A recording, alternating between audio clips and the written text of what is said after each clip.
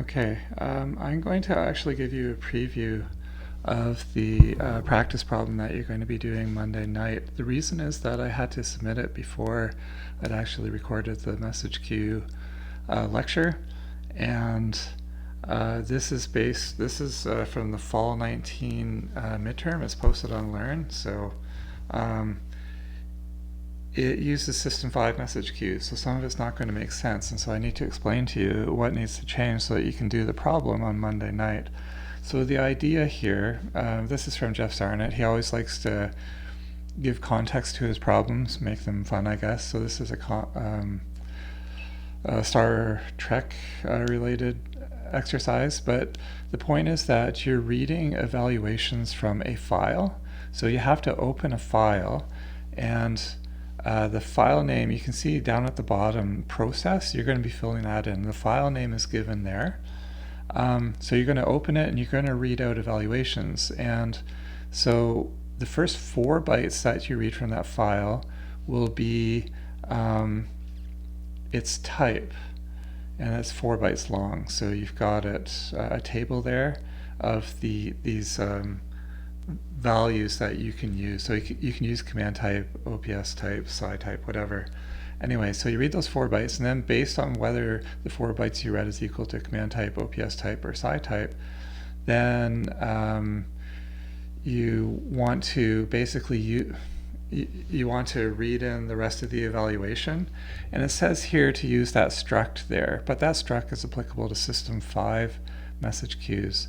I'm a little hampered here. I can't mark this up, technical issues, so I'll just explain it with words. The struct that you can see 3/4 of the way down there, ignore that. When you use your message queue, you're going to be actually writing to a message queue, not reading from a message queue. So you're going to read from a file, write to a message queue.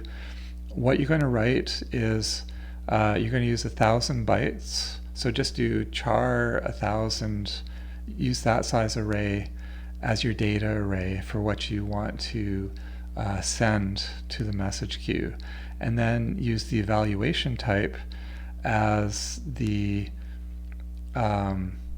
priority. Okay, so that's what's changing. So I'll say it one more time. When you open the message queue, make sure the message size is 1,000 chars, 1,000 bytes, and when you're sending to it, use the evaluation type as the priority.